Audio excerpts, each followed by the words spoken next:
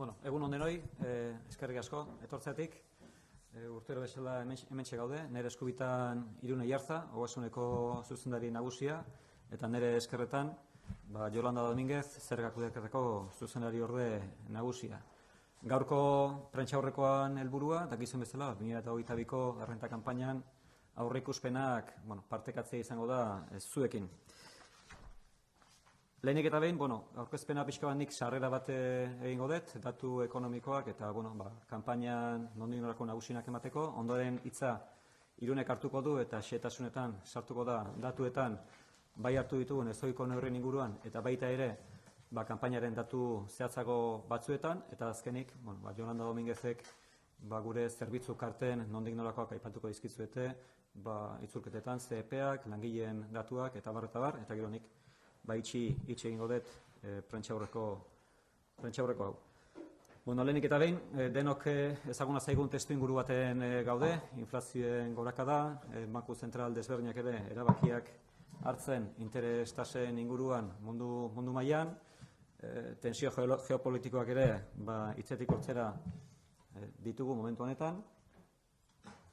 Eta hori horrela izan da ere, esan behar duguna da, Gipuzkoan behintzat 2022ko datuak, datu sendoak eta datu onak izan direla, beste leku batzuetan aipatu izan ditugu bezala. Barne produktu berdina 4,3 igo zen Gipuzkoan lehengo urtean, Gipuzkoako enpresen baturen, salmenta guztien batura ere 13,2ko igoera izan du, eta hartuko bagenu 2019ko erreferentzia ez, azkenengo urtea, benetan urte estoiko kontestu batean etzegoena 1,6ko hazkunde batekin, beraz, lehengo urtean Gipuzkoako enpresek jarduera eduki zuten eta salmenta errekorrak, eta gaina salmenta oso esportatzailea, izan ere salmenta guztioren 1,35 esportazio izan da, beraz, hori da adierazle gure ekonomiaren irekitasunean, eta hainbatetan esan dugu bezala, bezen itzulketan ere hori ikusten dugu. Enplegua ere, langabezi tasa ere jeisten, 7,9-tikan 6,9era eta soldatak ere 6,5ko hazkunde bat izan zuten 2022 urtean. Beraz, alde batetik, ziur gabetasun batzuk, baina bestaldetik, jarduera ekonomikoki dagokionean, momentuz behintzat, 2022 urteko ondorioa sendo egon direla esan genezake. Zentzu honetan, kanpainaren inguruan, bai aipatu behar duguna da, lehenengo mezu bezala, guk ezohiko neurri batzuk hartu genituela lehengo urtean, eragina zutenak lehengo urteko irailetik aurrera eta urtengo kanpainan batipat. Beti ere, zaurgarrienei laguntzeko espiritu batekin eta likidezia iritsi dadin bai pertsona fizikotara eta bai jarduera ekonomikoetara. Hemen zuen pantailetan irudia nagusi dituzue, alde batetik familiei zuzenduriko laguntzak, beste alde batetik jarduera ekonomikoa babesteko landu ditugun ekimenak ere bai, eta azkenik, kanpainaren emaitza globala zein izan den. Irudia nagusi hauek jorratuko ditut neronek. Lehenengo kasuaren inguruan, familiaren laguntzen inguruan, hor bi neurri nagusiki aipatu genitzazke, alde batetikan, dagoeneko 2022ko aurrekontuei dagokienez 1,5ko deflaktazioa onartu genuen, eta lehengo urteko udara aurretik aipatu genuen inflazioaren gorakada ikusita, 1,4ko deflaktazio gehigarri bat egingo genuela, beraz osotasunen urte guztian 1,5ko deflaktazioa edukiko genuke, naiz eta bat eta erdi hori urte osoan aplikagarri izan, eta 5,5ko hori iraila batetik aurrera izan. Hori lehenengo neurria, eta bigarrena, gehien bat, progresibitatea gutxien daukatenei, baita ere, keinu gehigarri bat egitearen, 200 ezohiko kenkari hori aurre ikusi genuen, eta indarrean jarri genuen. Guzti honek, 102 milioi euroko inpaktu ekonomikoa dauka, eta hori, Irunek aipatuko dituen emaitzetan, nabarmen ikusiko da, baina gehien bat da hartu ditugun neurrien ondorioz. Adibide bat eman nahiko nuke kasu honetan, askotan kopuru potoloak hitz egiten ditugu, eta pixkat detailean sartzen ez baldin bagea, galtzeko aukera daukagu ez. Adibide bat ematearren, 20.000 euroko sarrerak dituen pertsona batek eta 2 semela dituenak, esan dugu leno, inflazioa EAE mailan 5,6 itxi zuela 2022 urtean, 5,6ko inflazio bat, pertsona honek edo familia honek, 2 semela dituenak eta 20.000 euroko errenta bat duenak, bere kuota, hau da, ordaindu beharreko zergapetzea 21,2 murriztuko litzateke. Hau da, 5,6ko inflazio batekin bere kuota 21,2 murriztuko litzateke, eta hori, zati batean, lehengo urteko soldatetan ikusiko luke aileatik aurrera, baina gehiena orain gaur azten dugun, edo gaur prentsaurreko honetan daukagun errenta kanpaina honetan ikusiko dute beraien proposamenak edo aitorpenak egiten dituzten garaian. Beraz, nik uste hori nabarmentzeko datua dela, eta benetan progresibitateak eta zaurgarrienei iristeko garaian, bi neurri hauen kombinazio horren ondorio zuzena izango litzateke. Bigarren idea nagusi bezala, jarduera ekonomikoei laguntzeko, gogoan daukagu denok inflazioak eta prezioen gorakadak nola eragin dien sektore zehatz batzuei, eta hor, hartu dugun neurria zuzenduta joan da autonomoei, lehenengo sektoreari eta garraiolari. Zentzu hortan, Irunek xehetasun gehiago erken aipatuko dituzue, baina justifikatu gabeko gastu horien gehikuntza bat egonda, eta Irun neurriare baita jarduera ekonomikoan 16,7 milioi euroko inpaktu ekonomiko bat edukiko dute aurtengo errenta kanpainan. Beraz, bi ideia nagusi hauekin, azkenengo azpilerro bat esango nukena da, kontzertu ekonomikoak ematen digun eskumena baliatu dugula zuzeneko zerketan, beti ere behar gehien duten horiei hartu beharreko neurriak hartzeko. Eta azkenik, hirugarren idea bezala, kanpainaren emaitzak eta aipatu ditudan eta geraxeago sakonduko diren neurri hauen inguruan, bai izan kanpainaren emaitza, lehengo urtean 4 milioi euro positiboa izan zela ogasunaren alde, eta aurten 61 milioi euroko negatiboa izango dela herritarrei itzultzekotan. Hau da, momentu honetan aurre ikusten ditugun kopuruak, ikusiko dugu amaieran non geratzen garen, 329 milioi euro itzuliko dizkiegu herritarrei, eta aldiz, herritarrek 278 milioi euro ordaindu beharko dituzte beraien errenta aitorpenen batura hartuko bageno. Beraz, kanpainaren emaitza 61,2 milioi euro negatiboa izango litzateke. Hau da, aurreko urtean baino 65 milioi euro okerragoa, baina esan dudan bezala, hartu ditugun ezoiko neurri hauen ondorioz izan da. Como decía, 3 ideas principales, brevemente en castellano: medidas direccionadas o centradas a las familias; en segundo ámbito, medidas direccionadas a la actividad económica; y luego, el resultado. Aquí, principalmente, Irune desgranará posteriormente en detalle las cuestiones, pero básicamente deflactación del 5,5 más deducción de los 200 euros.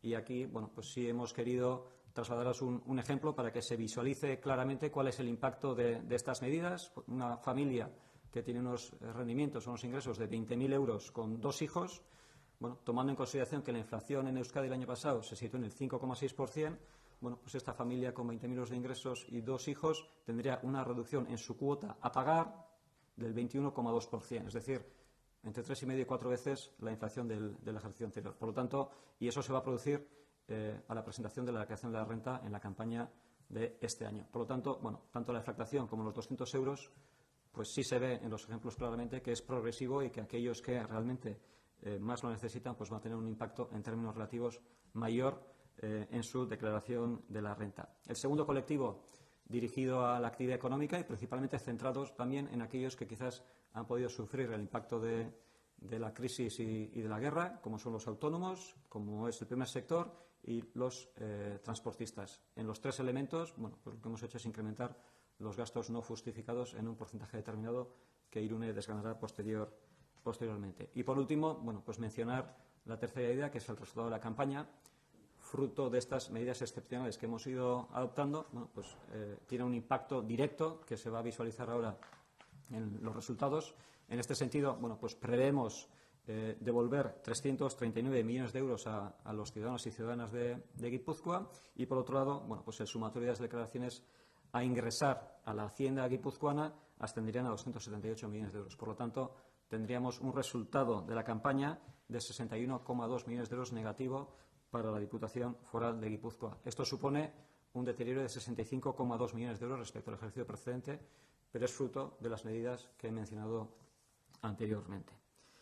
Egutegiari dagokionean, gaur dagoeneko proposamenak ikusgai daude gure webgunean, eta esan behar dugu, benetan dagoeneko 25.000 herritarrek egiaztatu dute, eta datu da goizeko 7:00 10:00, 3 ordutan, 25.000 herritarrek, gipuzkoarrek, eta 100.000 aitorpen horrek ikusten ditugu, egiaztatu dute proposamena daukaten edo ez, benetan kopuru esanguratsua, lehengo urtean ordu berdinean 16.400 izan ziren, beraz, hazkunde nabarmena, eta, zentzu horretan, gaur dago ikusgai, gaur ere bai, etxeetara gure autolikidazio proposamenak bidaltzen hasiko gara, eta herritarrek jasotzen hasiko dira gaurtik aurrera. Eta, aurten berritasun bat egin dugu, pertsona fisiko batzuekiko e-mail bat badaukagu, eta e-maila daukagun horiei, baita bidali diegu jakinarazpen bat, informatzeko kanpainaren nondinorakoak, non aurkeztu behar duten, non dauzkaten ikusgai zerbitzu desberdinak, eta, aurten berritasun bezala neurri hau jarri dugu, eta baita ere, gaur eta bihar artean, era mailakatu batean, pixkanaka, e-mailez bidaltzen joango gara informazio hau.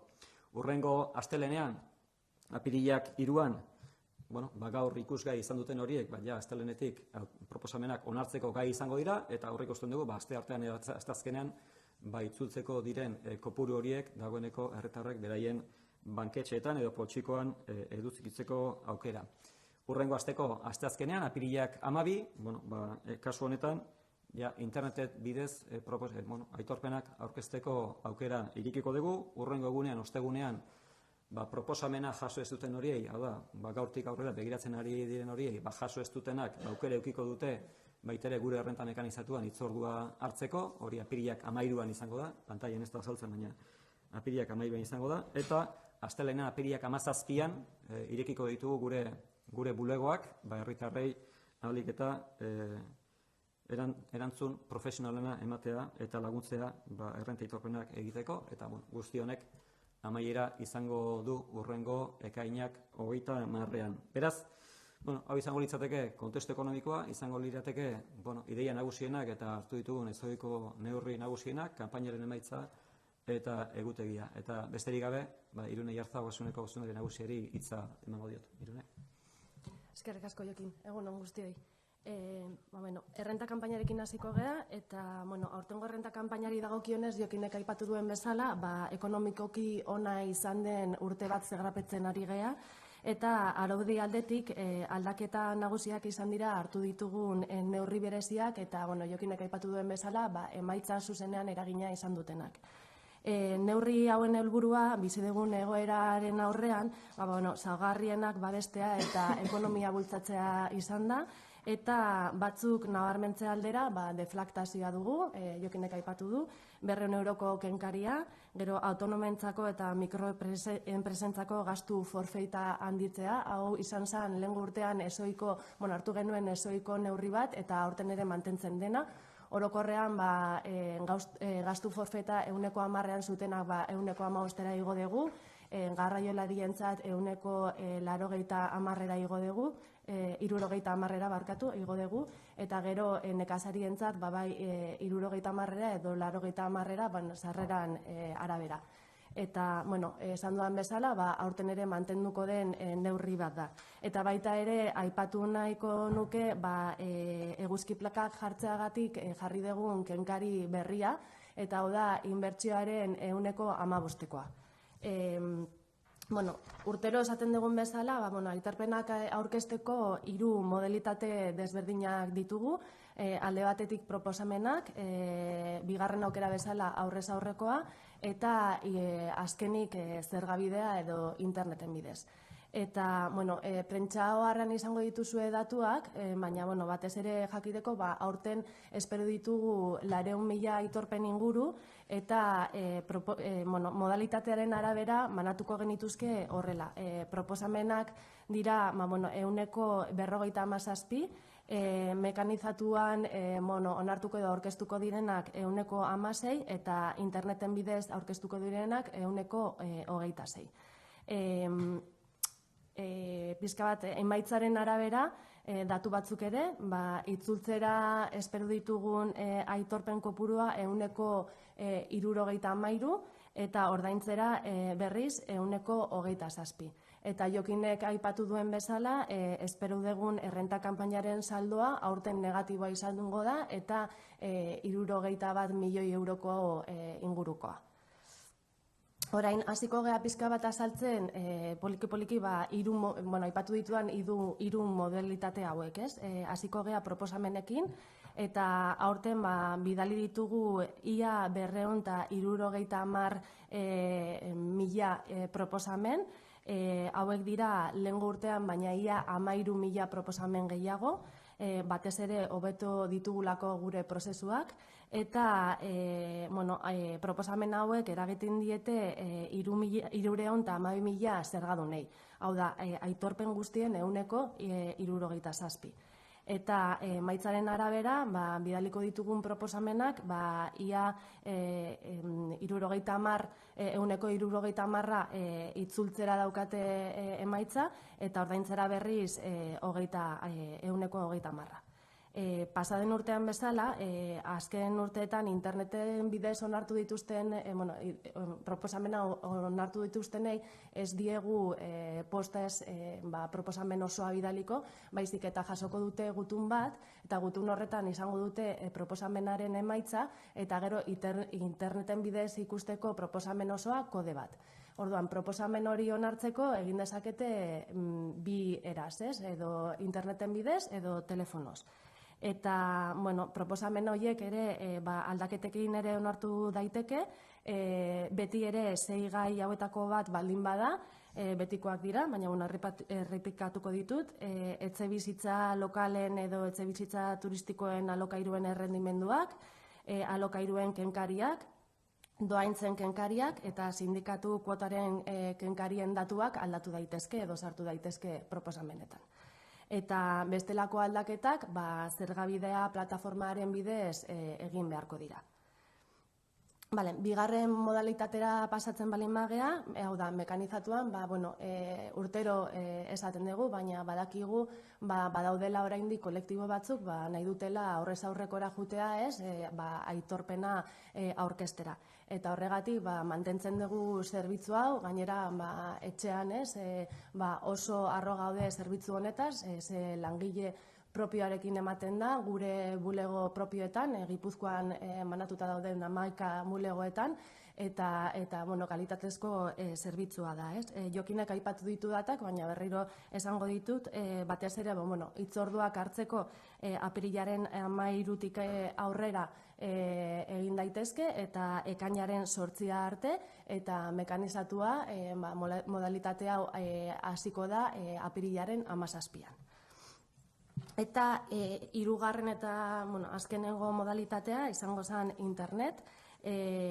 Modalitate hau gero eta garrantzitsuagoa da, guk zenbakietan ikusten dugu, gero eta jende gehiago erabiltzen du zergabidea plataforma aitorpena aurkezteko, eta zergabidea erabiltzen dute oso tresna potentea delako. Eta zergabidea sartzeko eta aitorpena aurkezteko BAC kodea, ziurtagiri elektronikoa edo BAC kodea erabili daitezke, urtero aipatzen dugu, baina BAC kodea da errezena, sinpleena, eskuratzeko, etxetik egin daitezke interneten bidez, eta lehengo urteko BAC kodeak ere balioko dute aurten.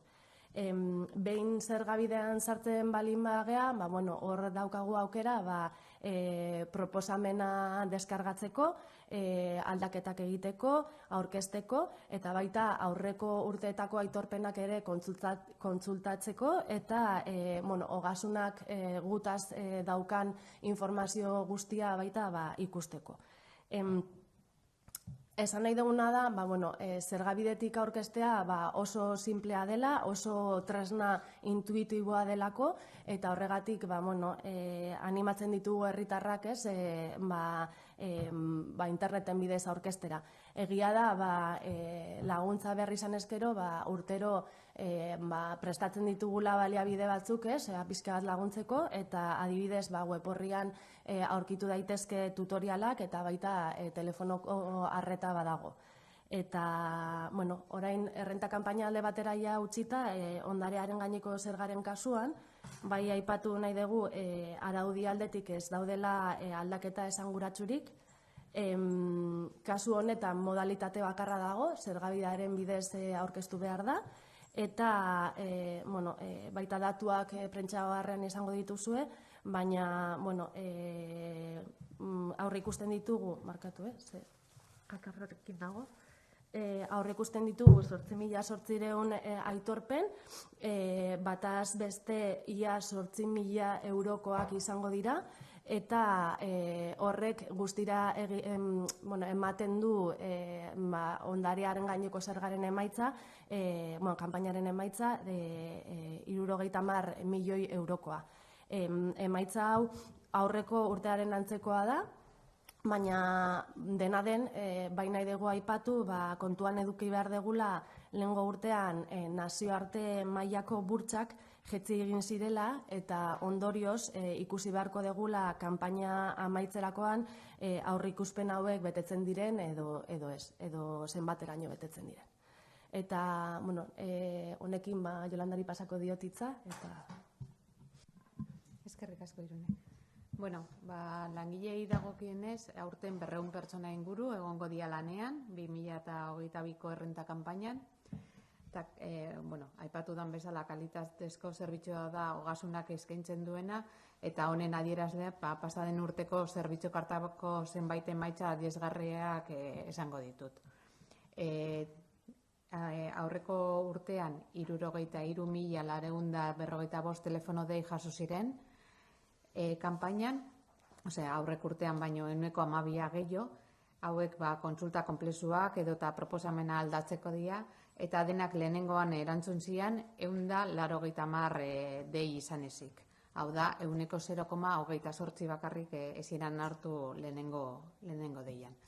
Kanpainako egun bakoitzean 1.061 dei erantzun ziren, eta proposamenen eta mekanizatuko aitorpenen itzulpen epea egun bat eta 57 egun izan da esan bataz beste. Interneteko aitorpenak berriz, 10 egunetan itzuli ziren 189,4. Azken urteetako kanpainaek proba jarri dute ogasuneko taldea, eta egoera ezberdinetara oso denbora laburrean egokitu behar izan baitugu, eta argi dago erantzuna oso ona izan zela. Azken urte hauetan oso eskertzekoak izan dira lan talde guztiak, zailtasun erakutsi duen jarrera eta konpromisoa. Aurten ere ziur gaude antzeko emaitza lortuko dela, zergadunari eskaintzen zaion zerbitzuaren kalitatearen ikuspegitik behintzat. Baina hori bai, azken urtetan hasi genuen bideari jarraipena ematera, dei egin nahiko nuke neuk ere, eta herritarrak animatu zergabidea ezagutu eta probatzea gure ustez erosoa, azkarra eta erabiltzeko erraza baita. Eskerrik asko, Jolanda, eskerrik asko, Irune. Nik amaitzeko hiru dira nagusi.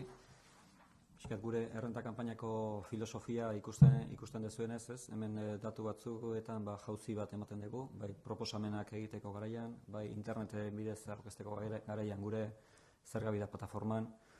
Gure enpresa beti izan da eta beti izango da, alde batetik betebehar fiskalak betetzeko erraztasunak jarri behar dizkiegu herritarrei eta jarduera ekonomikoa garatzen duten horiei, eta benetan telematikoki aurkeztu nahi duten horiei erraztu egin behar dugu bidea, eta hortako plataforma zergabidea oso garrantzitsua da, apustu garrantzitsua izan zen orain dela 6-7 bat urte, eta benetan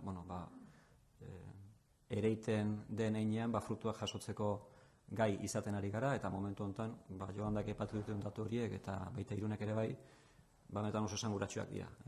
Zenbat demoran itzultzen dugun, 1,57 egun, zenbat dei bakarrik atzen diren, guzti hori teknologian inbertitzen jarraitu behar dugu epeluzeko ikuspegi batetin, eta hori benetan oso esanguratsua guretzako. Baina, Irunek esan du eta nik nabarmendu egin nahiko nuke, gu zerbitzu publiko bat geha, zerbitzu publiko bat geha ninen herritarrak baduzko oraindik aurrez aurreko aurreta baliosten dutenak, guk urtero 200 pertsonako kolektibo bat daukagu eta profesionalak dauzkagu benetan aurrez aurreko arreta hori zuzena emateko eta lasaitasuna, patxara eta konfiantza benetan urtean behin segurenik gurekin bakarrik daukaten hartu eman horekin hartu eman gozoa, hartu eman gertua eta segurtasuna eman dezakeguna. Beraz alde batetik teknologian inbertitzen jarraitu behar dugu erakondu bezala, baina bestetik baita ere gertutasuna eta konfiantza hori islatu behar dugu gure egunerokotasunen ogasun eta finantza departamentoa osatzen dugun langile guztien partetik. Hori lehenengo mezua. Bigarrena, ezin dugu ahaztu, hizkuntzaren inguruan eta euskararekiko eduki behar dugun jarreren inguruan, ez gure partetik bakarrik, guk baliabideak jarri behar ditugu benetan hori bermatu dadin, baina baita ere, herritarrei deialdia zuzendu, gure lema, hizkuntza aukeratu, zerbitzu bikaina hartu. Lehen gortean, 72.729 aitorpen aurkeztu ziren euskaraz, badakit askotan hitz teknikoen munduan sartzen garenean arrotza egiten zaigu eta atzera eramaten gaitu, ni neroni aurreneko orain dela urte batzuk, baina animatu herritarrei eta jarduera ekonomiko dutenei pauso hori eman dezatela eta azkenean kenkaria esan edo dedukzioan esan, ohitura gai bat dela esango nuke euskeraz mintzatzen eta garen horiei eta ausardiaz eta gu prest egongo garela laguntzeko zenbat eta aitorpen gehiago euskeraz egin ditezen.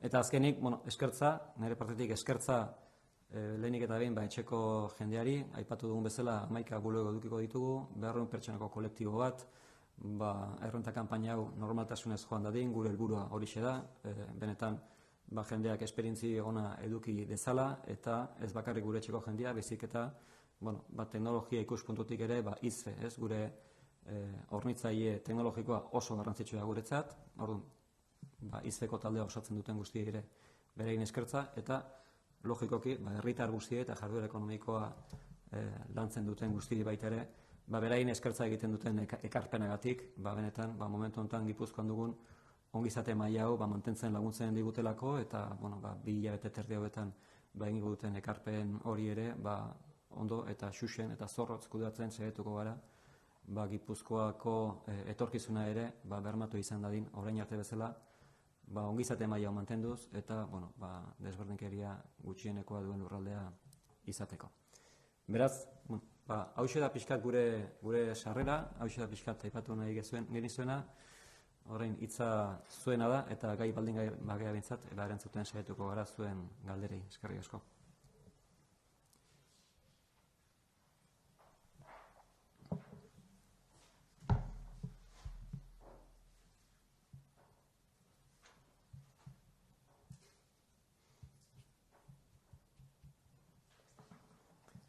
Galdereik ez baldin badago, eta hain oso argi esplikatu dugu, ez zer ulertu, orain ikusiko dugu, erabideetan nola isladatzen dezuten, eta tentu zegoen gora. Eskerrik asko benetan etortzeagatik berriro ere, zuen pazientziagatik.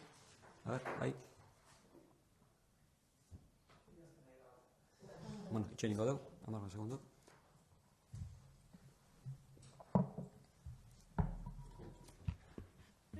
Eskatzen du Onda Cerok si podrían resumir las novedades en castellano.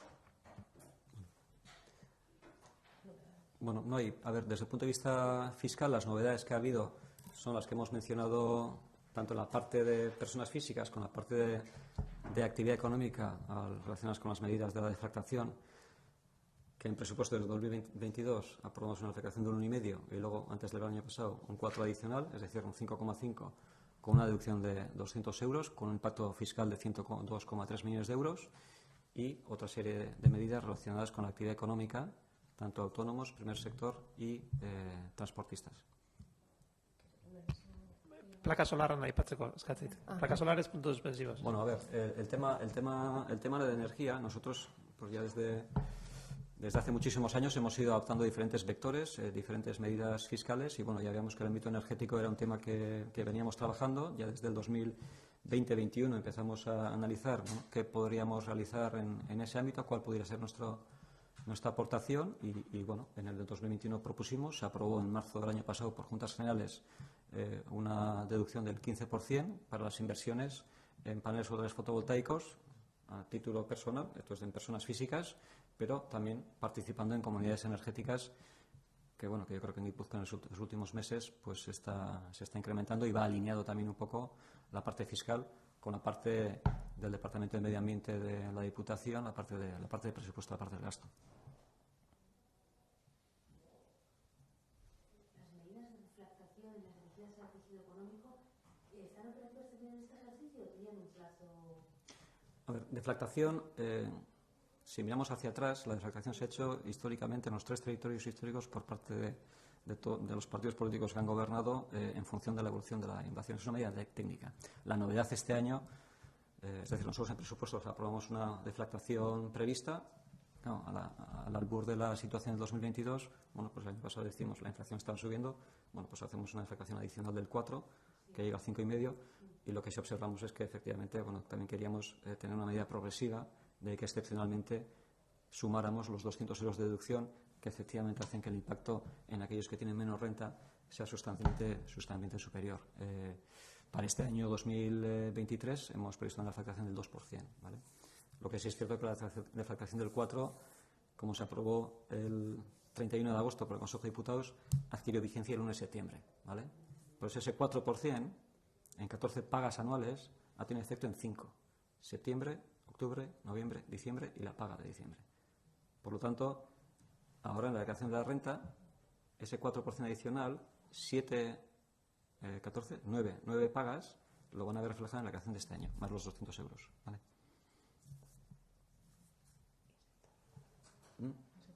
El sector económico también igual. Sí. Y luego el forfait, bueno, lo que ha mencionado Irune, son los autónomos del 10 al 15, y luego en el primer sector hay colectivos, aquellos que tienen ingresos inferiores a 30.000 o mayores a 30.000. Bueno, pues en unos casos del 75 al 90, en otros casos del 45 al 70 y transportistas también al 70. Es decir, se trata, esa medida se adoptó el año pasado, justo cuando estaban en la huelga los transportistas en marzo, recordaréis, marzo-abril. Es decir, bueno, los precios energéticos subieron muchísimo y dijimos, mira, pues vamos a incrementar el forfait, gastos no justificados, hasta el 70%.